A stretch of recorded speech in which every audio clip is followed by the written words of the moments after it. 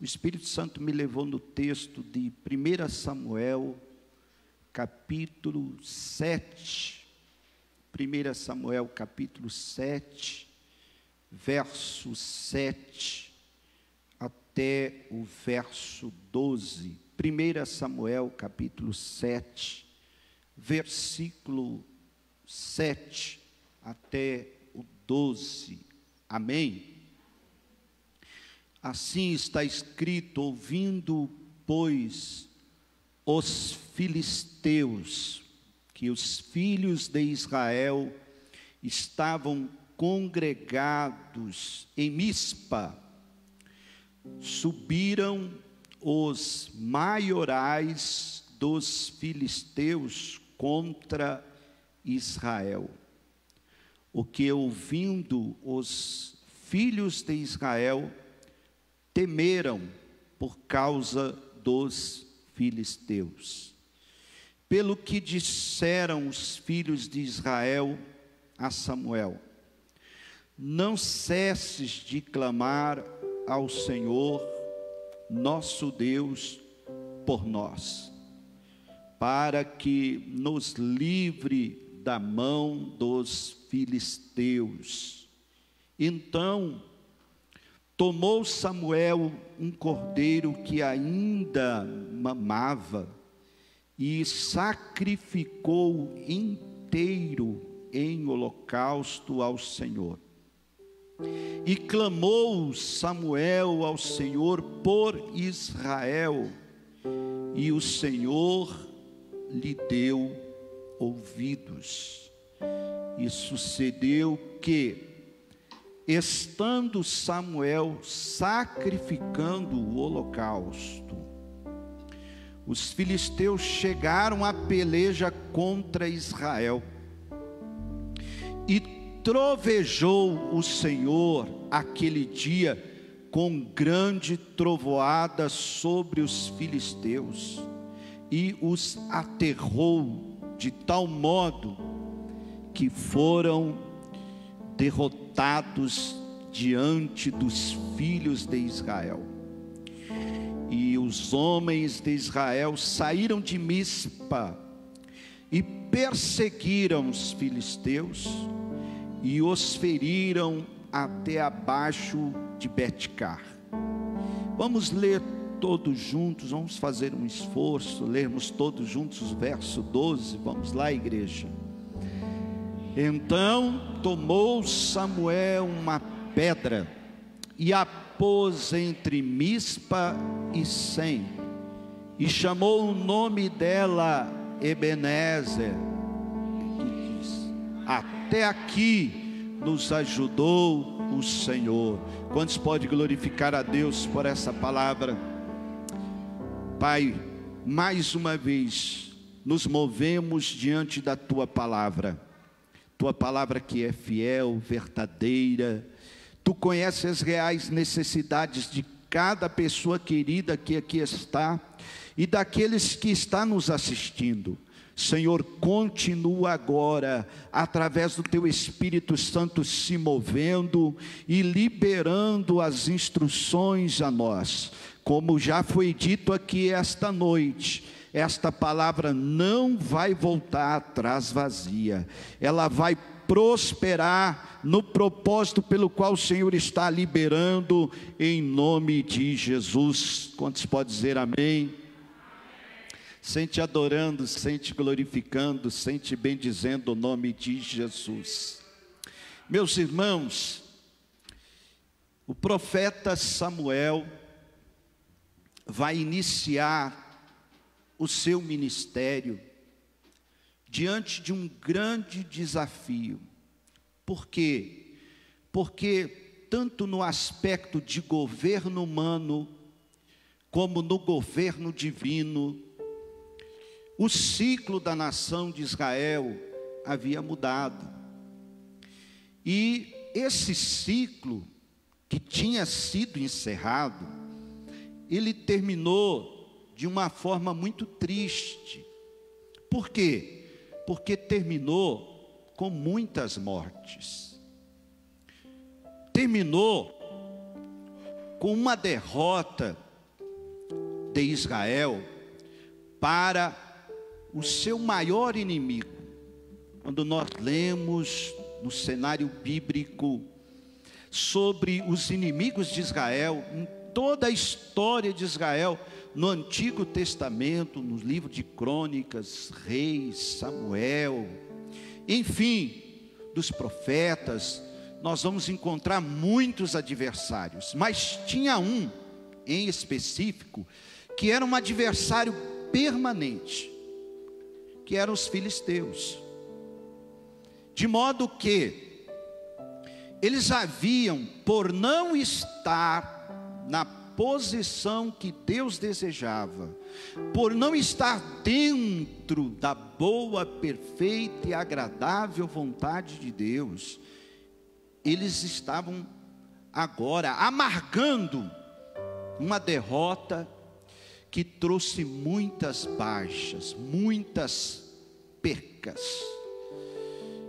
Entre elas, morreu os 2 filhos de Eli, Ofni e Finéias, e o próprio Eli, aquele que era o sacerdote de Israel. Então, o ciclo termina de uma forma muito triste.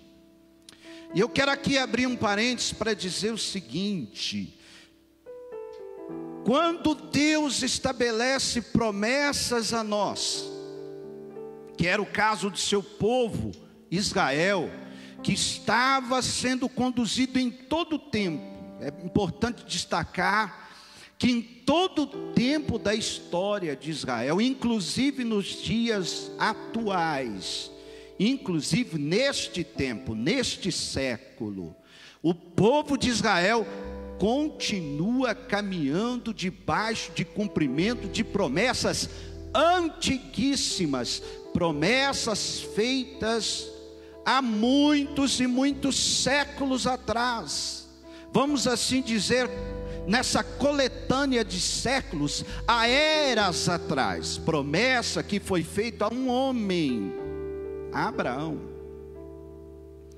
consequentemente se estendeu a Isaac, e foi reafirmada a Jacó. Então, todas essas promessas antigas, diga comigo aí, por favor, me ajude a pregar, diga, promessas antigas, mais uma vez, promessas antigas. Então, debaixo dessas promessas, Deus sempre conduziu o seu povo em cumprimento. Você pode levantar a tua mão e glorificar a Deus? Agora, essas promessas antigas, surgiu gerações e gerações, e entre tantas gerações que foram surgindo, algumas foram se perdendo no caminho, algumas foram se esquecendo destas promessas, mas o Eterno, que é o que estabeleceu a promessa, Ele sempre trabalhou para que refrescasse a memória do seu povo, para que relembrasse o seu povo, para que conduzisse o seu povo de uma maneira boa ou de uma maneira difícil, por caminhos fáceis ou caminhos difíceis, conduzindo eles para se lembrar o seguinte: olha, vocês são meu povo. Olha, eu fiz a promessa a Abraão. Olha, eu fiz a promessa a Isaac. Olha, eu fiz a promessa a Jacó. Então, eu que sou fiel para cumprir o que eu digo, eu vou conduzir vocês, mesmo que no meio do caminho haja alguns percalços ou se esqueçam, eu vou criar situações. Diga comigo, criar situações, para você entender, povo meu, meu Israel, meu bichinho, meu povozinho de Jacó, que é eu que cumpro o que eu digo. Você está conseguindo entender? Levante a tua mão e glorifique a Deus. Então, eles estavam agora experimentando uma mudança de ciclo. E nessa mudança de ciclo, com mortes, com pessoas que foram tiradas da vida deles, que de certo modo eram até uma referência, mas que Deus já tinha olhado e disse: não tem mais jeito, o único jeito é eu tirar, remover, para que então eu estabeleça aquele que é fruto de um milagre. Quem é fruto de um milagre? Samuel. É tempo de eu levantar o que é fruto de um milagre, o que eu trouxe à existência, para tornar sim um grande profeta, um grande sacerdote e um grande juiz de Israel. Nesse cenário, Deus levanta Samuel. E quando Deus levanta Samuel, Ele fala para Samuel o seguinte: Samuel, eu vou fazer uma história, eu vou fazer algo em Israel, que quando as pessoas ouvir, vai tilindar os seus ouvidos. Diga comigo: notícias impactantes. Mais uma vez, notícias impactantes. E foi o que aconteceu. Foi o que aconteceu. Agora, o que Samuel faz? Samuel vai diante de Israel e diz o seguinte: olha, agora é o momento de se posicionar dentro daquilo que Deus quer. Agora é o momento de se posicionar para viver a boa, perfeita, agradável vontade de Deus. Então Samuel convoca o povo para se voltar a Deus. Agora Samuel convoca o povo para o arrependimento, abrindo mão do paganismo do qual eles estavam misturados, de outras nações. Então o povo agora se posiciona para viver aquilo que de fato Deus queria fazer. E o que Deus queria fazer? Só cumprir promessas que, como eu já disse, Ele havia feito lá atrás, há muito tempo.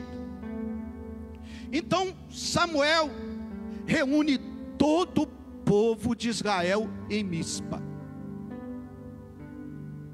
Todos estavam reunidos ali.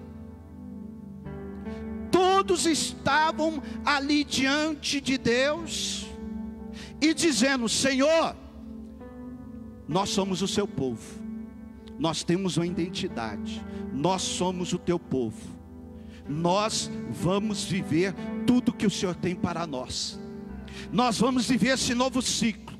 Agora é Samuel, agora ele é o profeta, ele é o sacerdote, ele é o juiz da nação. Agora, Senhor, nós vamos viver isso.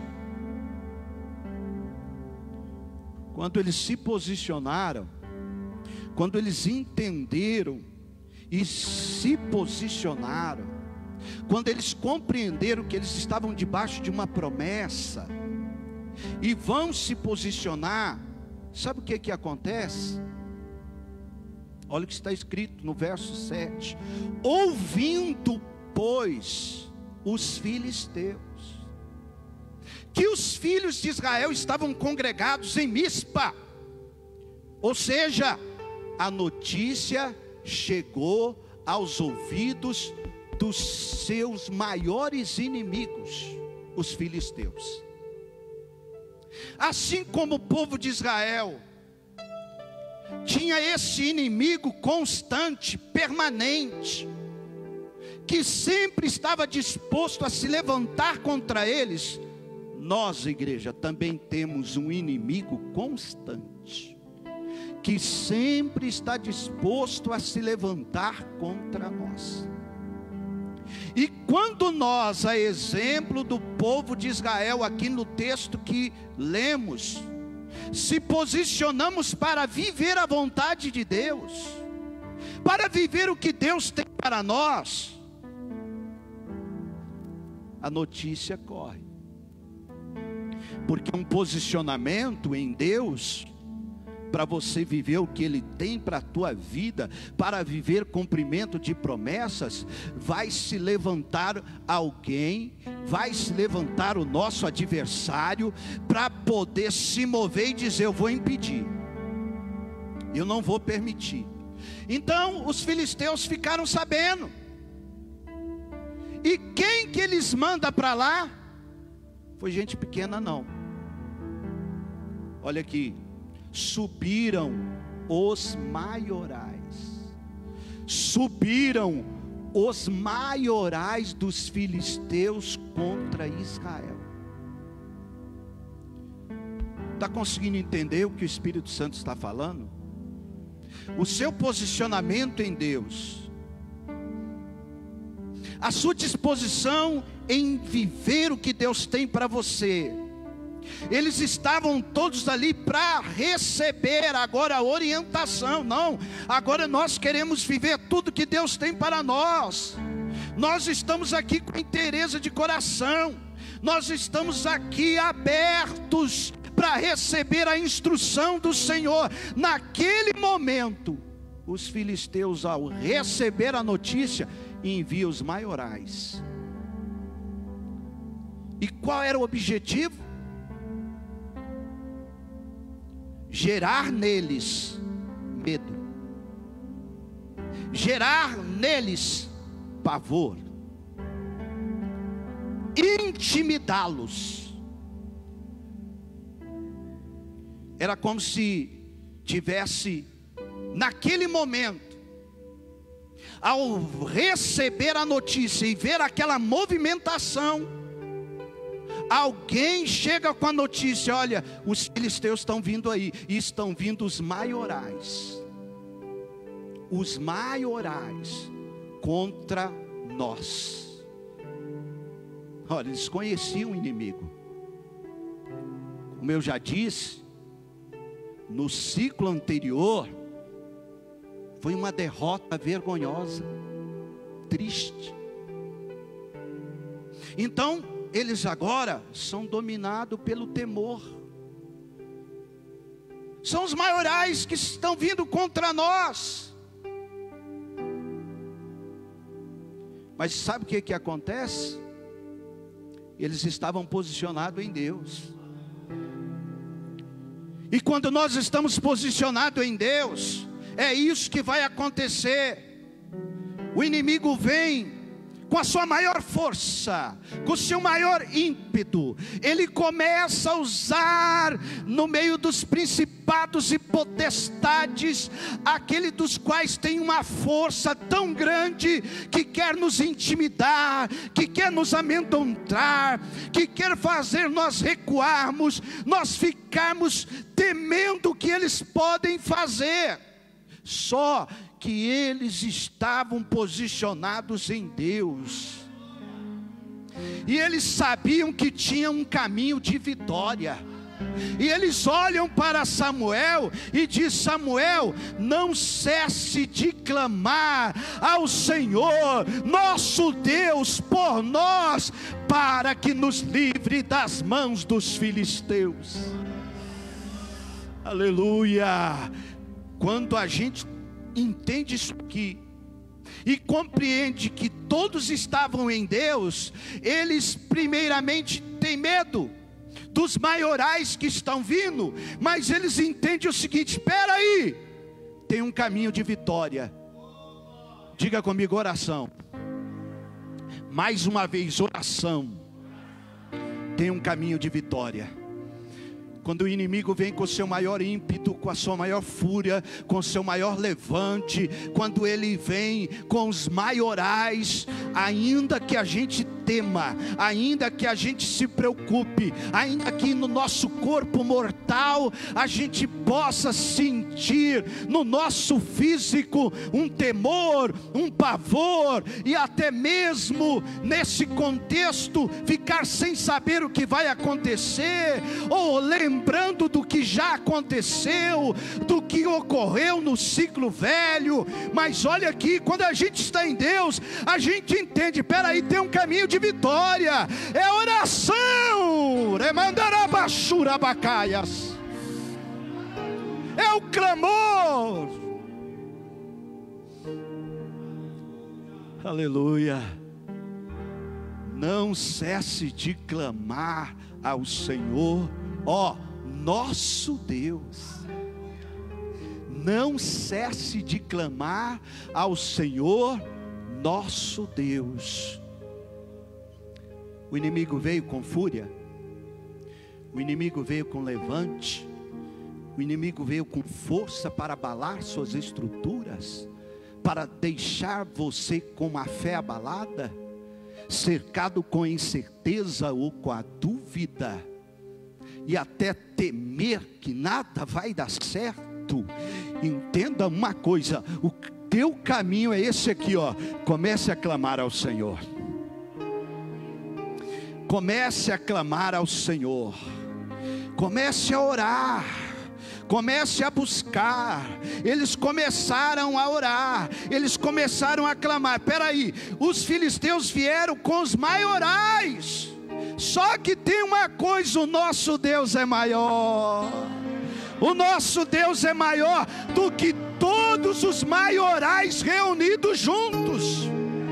Samuel, a gente em Deus entende que ainda que o inimigo venha como uma torrente de águas contra nós, pega essa palavra, ainda que ele venha como uma torrente de águas contra nós, o Espírito do Senhor alvorará contra ele a sua bandeira,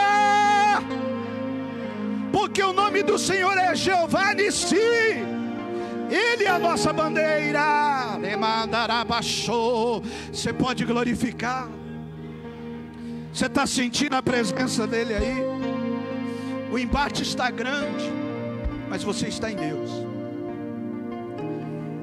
É os maiorais que se levantaram, mas você está em Deus. O temor ronda, campeia, mas você está em Deus. E tem um caminho da vitória traçado, é o clamor incessante, é clamar, é buscar a presença dEle, é orar.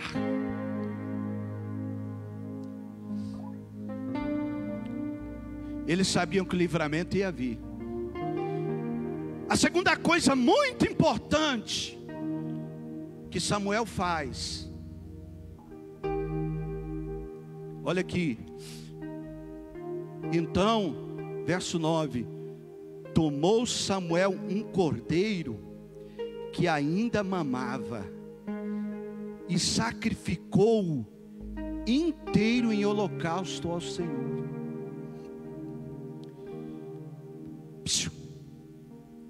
Samuel poderia pegar um cordeiro, diga comigo, um cordeiro,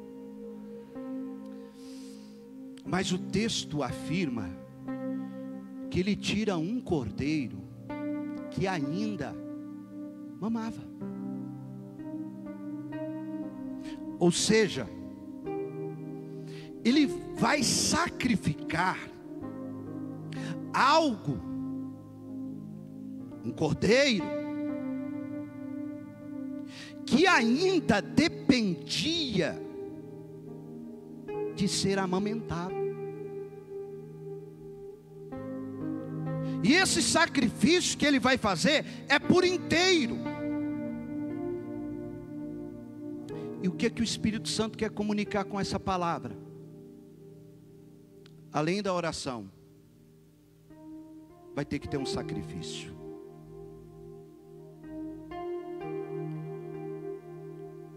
O cordeiro, ele dependia de receber leite, ele mamava ainda, ele era dependente de ser amamentado, e Samuel escolhe ele para ser sacrificado. Ou seja, nesse ato, Samuel estava demonstrando a todo o povo o seguinte: aquilo que você está preso em dependência, você vai ter que sacrificar. Você vai ter que pôr no altar. E normalmente, quando nós estamos presos, atrelados àquilo que nós dependemos, de certa forma, é até uma segurança para nós, não é verdade? Porque eu dependo, mas eu tenho. O cordeiro, se ele pudesse falar, ele iria dizer o seguinte: não, eu tenho onde me amamentar, e eu dependo de ser amamentado. E Samuel mostra o seguinte: a entrega é essa, é dar em fé o que você depende. Por que eu tenho que fazer isso? Porque quando você fazer isso, Deus vem e faz o sobrenatural.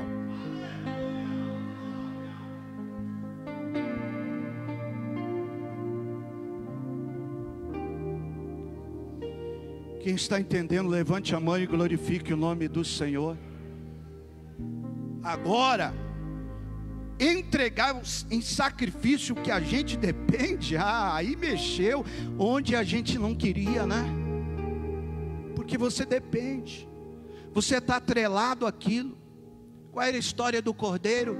Dependência da mãe, dependência de ser amamentado, dependência de ser guiado, dependência de estar perto. E aí Samuel olha e diz: que cordeiro eu vou oferecer? Aí o Espírito de Deus fala lá dentro dele: aquele ali que está amamentando. Aí ele vai lá e tira, arranca, sem perguntar se podia ou não. Levante a tua mão, se você puder receber essa profecia.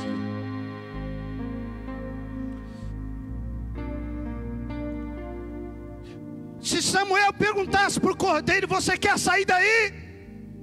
Ele ia dizer: não, eu dependo. Eu posso pegar você e oferecer em sacrifício? Não, eu tenho um futuro ainda. Mas o teu sacrifício vai requerer uma entrega de fé.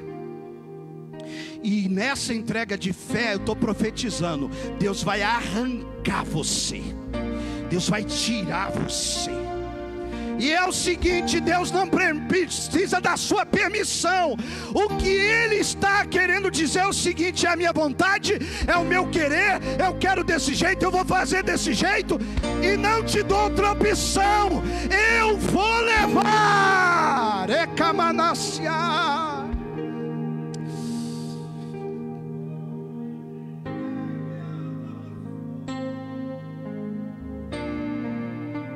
Eu vou levar.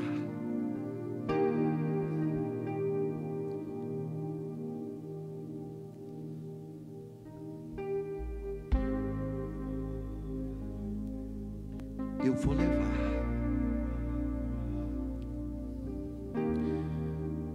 Pega o cordeiro.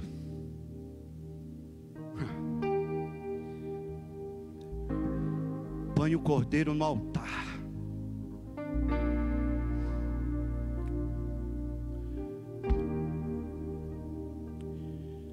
Samuel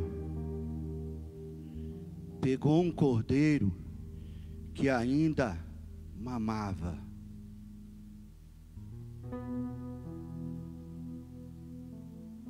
e sacrificou inteiro em holocausto ao Senhor.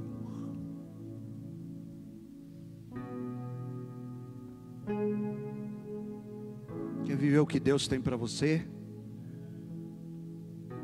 Vai exigir esse sacrifício inteiro.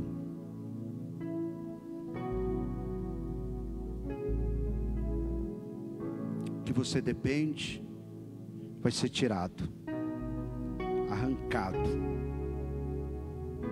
posto sobre o altar.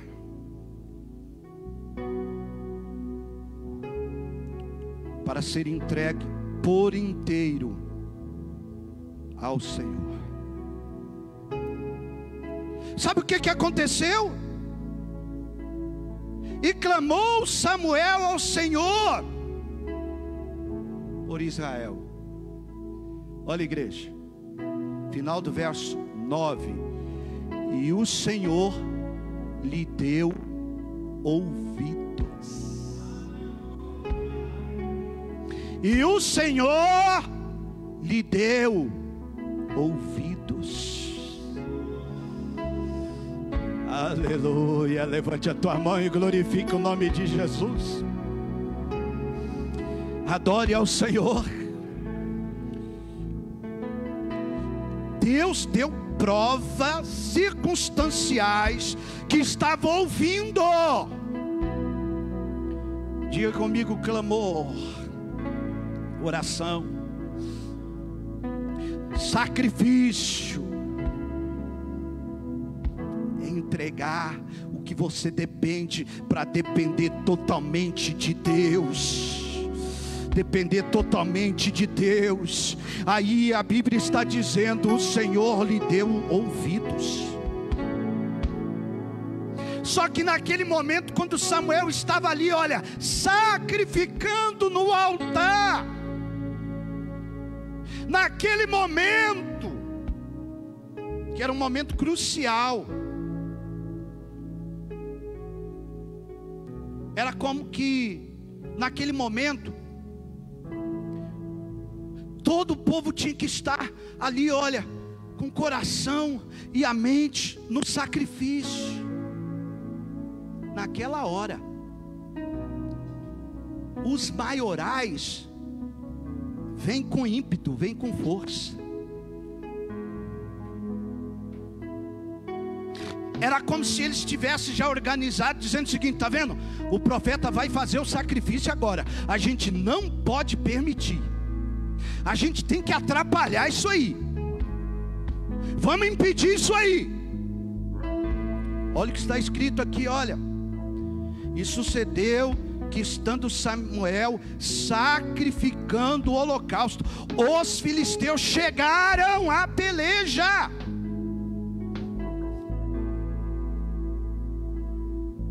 Está conseguindo entender?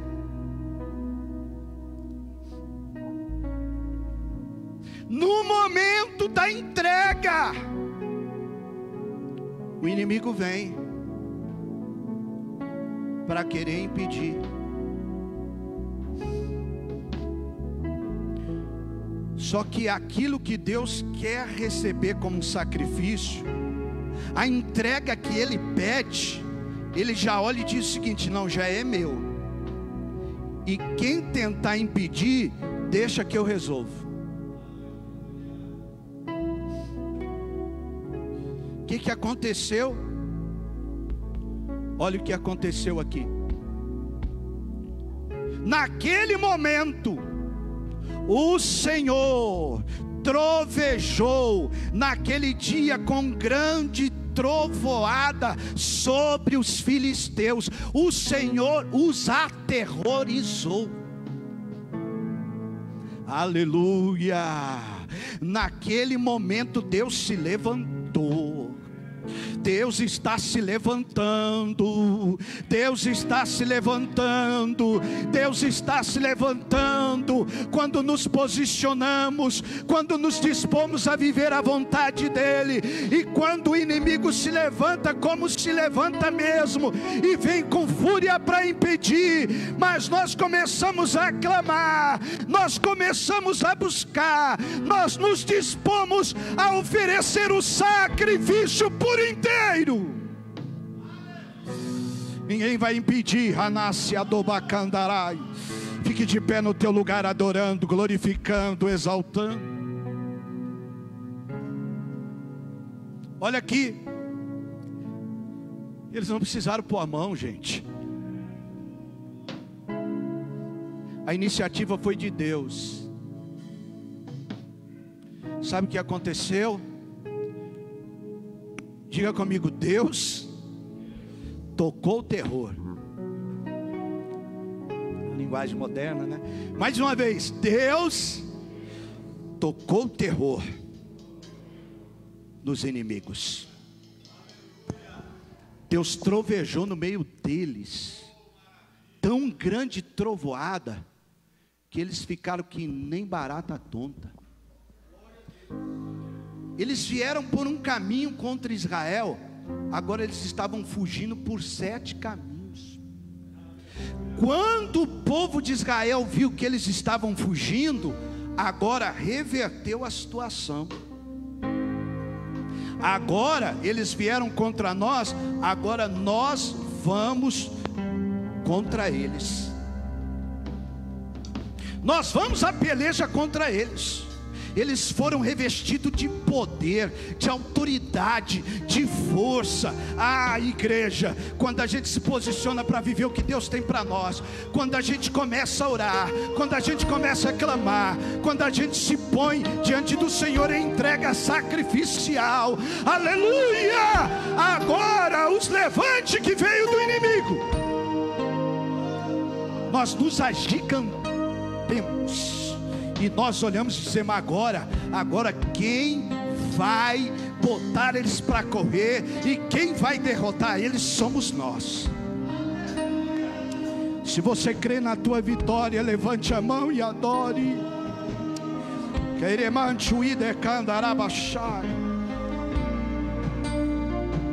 Pode adorar aí no teu lugar. Olha aqui. Os homens de Israel saíram de Mispa, perseguiram os filisteus e os feriram até Bet-Car. Ou seja, a história mudou. Agora os inimigos foram totalmente derrotados, cobertos de vergonha. Coisa linda. Olha o que vai acontecer em seguida. No capítulo 4, no verso 1 do texto de 1 Samuel, foi onde ocorreu a maior derrota de Israel. Agora Samuel, ele pega uma pedra, e ele pega aquela pedra, aí ele coloca no meio, entre Mispa e Sem. Mispa era o lugar onde eles estavam reunidos, e Sem era um lugar intermediário. Agora Samuel pega aquela pedra e ele fala, chama o nome daquela pedra de Ebenezer. Presta atenção, 1 Samuel capítulo 4 versículo 1, o nome Ebenezer não era um nome bom para eles ouvir não. 1 Samuel capítulo 4 verso 1,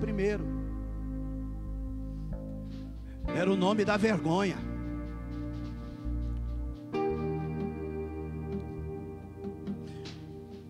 Aí Samuel pega aquela pedra, dizendo o seguinte: presta atenção.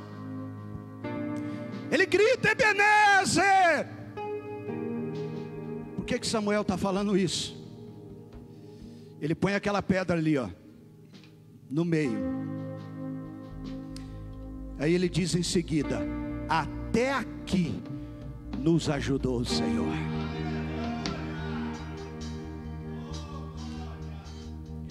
Agora a gente vai ver que o termo Ebenezer aqui muda. O termo Ebenezer aqui passa a ser esse, diga comigo, pedra de ajuda.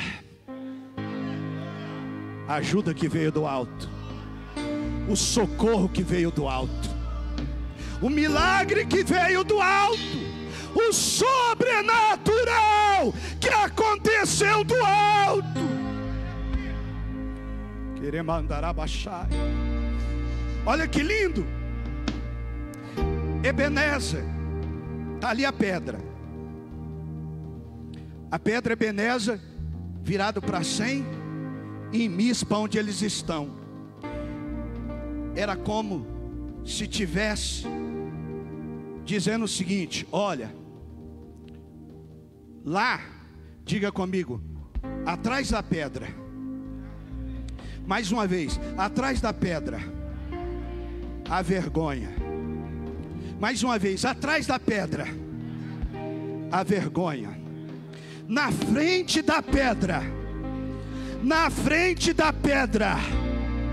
dupla honra, dupla honra, dupla honra, dupla honra. Oh, adore aí, por favor, adore aí, adore aí, adore.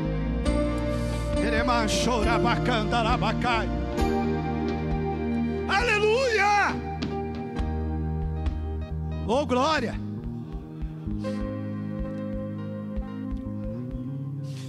A vergonha ficou esquecida, porque a pedra cobria, e o que estava diante deles? Dupla honra. Diga comigo, uma nova condução, um novo governo, um novo tempo. E o mais glorioso nisso aqui, olha, que eu vou ler o verso 13. Olha aqui, o verso 13. Assim, os filisteus foram abatidos. Aí eu gosto desse termo aqui. E nunca mais, e nunca mais vieram aos termos de Israel. Portanto, foi a mão do Senhor contra os filisteus todos os dias de Samuel. Levante a sua mão aí e adore, por favor. Adore, por favor. Se você entendeu essa palavra, você vai adorar. Se você entendeu essa palavra, você vai glorificar. Nunca mais. Nunca mais. Aqui está a dupla honra. Porque nunca mais eles se atreveram a pelejar contra Israel. Eles olhavam e diziam: a gente não pode fazer nada, porque eles estão agora dentro da vontade do Deus dele. Eles estão agora na proteção completa do Deus deles. Eles estão agora debaixo de um novo governo, de um novo sacerdócio, de um manto, de um sacerdote que está se movendo em Deus. Eles estão agora debaixo de um tempo profético, de cumprimento de palavras proféticas. Eles estão agora debaixo de um juiz de equidade. E nunca mais. Quem entendeu essa palavra, levante a sua mão aí agora. Comece a agradecer a Deus, por favor. Comece a glorificar a Deus, por favor. Comece no seu lugar a adorar.